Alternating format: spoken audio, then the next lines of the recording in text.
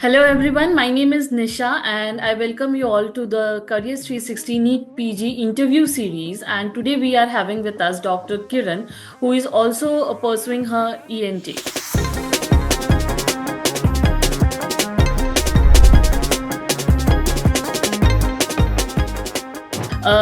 Dr. Kiran, thank you so much for giving us your valuable time. And I hope this interview series will also help our upcoming doctors in choosing their specialization as well. Can you briefly introduce yourself and share your journey from MBBS to choosing ENT as your specialization? I started my MBBS in 2017. I joined in Sri Guru Ramdas Institute of Health Sciences, Amritsar. I completed my internship in May 2023. And now currently I'm pursuing my MS ENT from SV Medical College, Tirupati since February. Dr. Kiran, like what exactly motivated you to choose ENT over other clinical and surgical branches? Actually, it was not only MS ENT. I was from starting interested in subjects having base as anatomy, all the surgical branches, uh, ENT, general surgery, ortho. These were my favorite subjects when I used to study. From starting, I was very clear of that I'll be taking surgical branch itself. So my first choice was general surgery, and ENT were at equal level for me as per the liking. So when counseling happened, then I thought of taking MS ENT. How is the day-to-day life of an ENT resident, if I talk about, and what kind of actually workload and exposure one doctor should expect while pursuing, like when they are thinking of their MS ENT as their specialization? Working in a surgical branch is always hectic as a resident. You can't expect, like some people have perception that ENT might be some less workload branch or something like that. But as per residency is concerned, it's hectic. Day starts at 8 in the morning. We have OPDs, we have OTs, we have emergency duties also. In emergency duties also, you even in ENT, you should expect so many emergency cases like tracheostomy, cut throat injuries, and all that. So surgical branch is hectic. And Dr. Kiran, if we talk about what exactly the qualities or skills are most important when we think of like if we want to succeed in ENT as a branch. Skill which I would focus most is endoscopic surgeries. Endoscopy is the heart of ENT. For one to skill in ENT must be good in endoscopic skills. Secondly, all are microsurgeries. Knowledge of anatomy plays a great role. And what are the biggest advantage and challenges if we talk about like of choosing ENT as a career option? ENT is very diverse branch. After choosing ENT, it's one's choice what kind of life they want to live. The person wants some work-life balance, they can choose into that.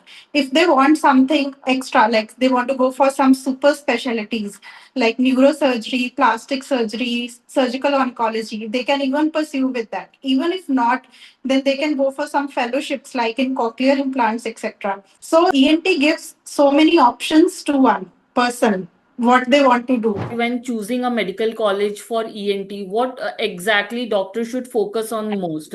Talking about the caseload or surgical exposure, or whether they should look for a good faculty or a patient diversity. See, patient diversity is one thing which we should look even whatever branch we are choosing. But for ENT, I especially focus on one thing that in ENT we have so many procedures like pure tone auditometries, BERA, all these things, endoscopic surgeries and all. So one should consider which college fulfills all these criteria. Like they should have lots of instruments so that we can get good surgical hands-on. While you're talking about the equipment, so like I would like to know how important are the facilities like endoscopy units, your microscope, and other laser setups for good ENT training? Like how much it is important? They are very important in upcoming every person, every patient who comes wants scarless, sutureless surgeries, for which we should really have good hands-on on endoscopic things and all that.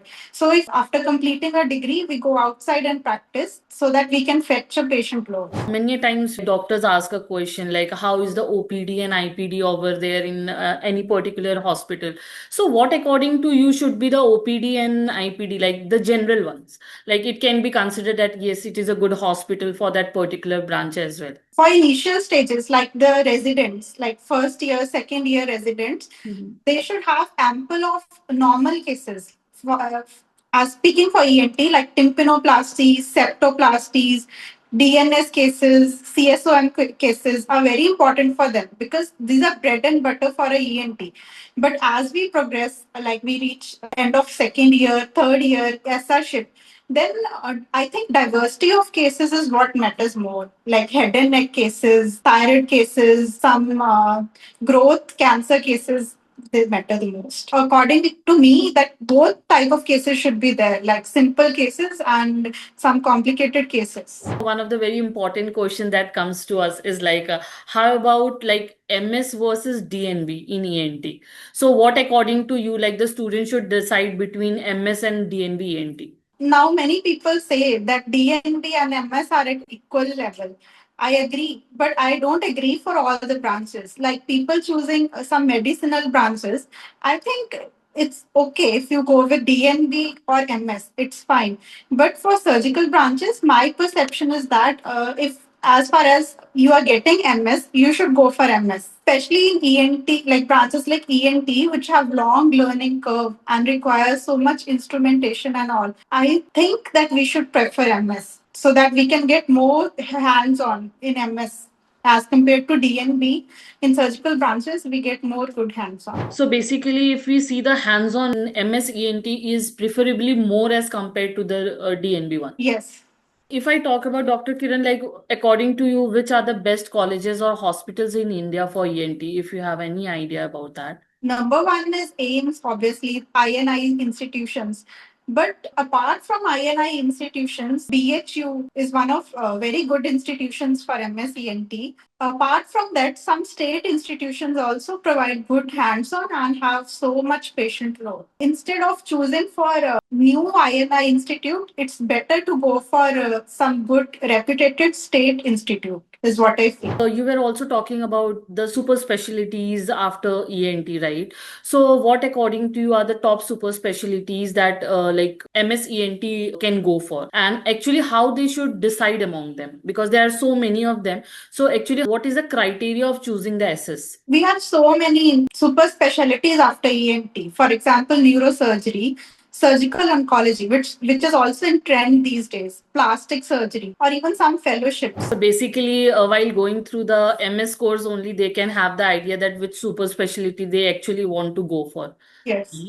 Okay. And talking about the very important part of like doing MS and SS as well, that what are the career prospects and earning potential in India when we talk about like after completing the ENT? For ENT, I feel that career prospect is very good and earning potential is also very good because I feel that there are not so many ENTs as compared to other specialties, and in starting itself, people can earn decent amount of money, especially if they're working in some corporates, etc. As the skill progresses, as the years pass by, the earning also increases. I feel ENT offers good career perspective and earning potentials. Dr. Kiran, we have heard many a times there are some other branches as well where they says that it becomes stagnant at one point of time.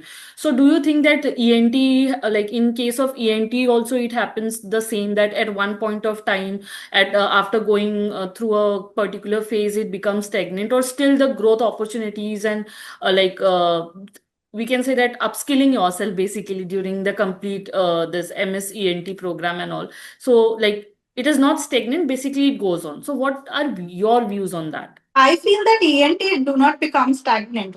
The reason for that being that some people after MS ENT they start practicing.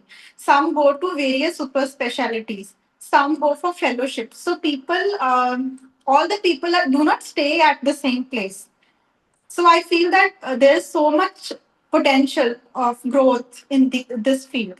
And now talking about like the setup basically. So like according to you, how much space or capital and equipments are needed if you want to go for a private ENT practice? The person is pursuing ENT, this is the only drawback according to me, because ENT equipments, ENT instruments, they require a lot of capital investment in that. In residency itself, you have to buy otoscopes, headlights, many things, which requires a lot of money.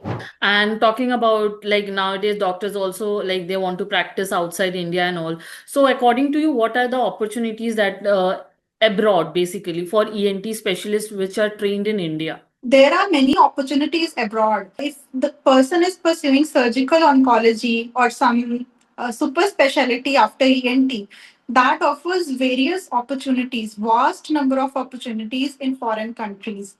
This is what is the current status abroad. And like one of the most important questions that how is the work life balance in ENT as compared to the other branches? It depends on the person itself. Some people, you see, in ENT, we get lot of OPD cases also, apart from surgical cases. So it's like after pursuing residency, it's one's own choice how much they want to operate, how much they want to see OPD. Some people who want work life balance, they can get free early and have their good life. Who want to work, there's so much opportunity for those people also. So, and finally, what advice would you give to the students who are considering ENT as their specialization after NEET PG? One advice which I'll genuinely give is pursue what you like. Even if you get the first rank and you're not happy in the branch or you're not enjoying your work, you're not getting satisfied, then there's no use of taking some particular branch.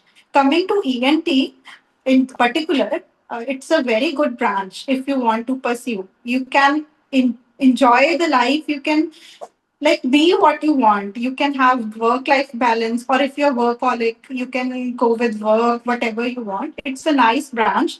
The only drawback it requires a lot of capital investment and it has a bit long learning curve. So basically, if we are going for a private setup, then it is a bit like we can say it is a drawback. But as we are having good ample medical hospitals and everywhere, so I don't think so. It would be a concern of like job employment and so, right? Yes, Okay. definitely. Okay. So thank you so much, Dr. Kiran, for your valuable feedback on MS ENT as the branch. Thank you.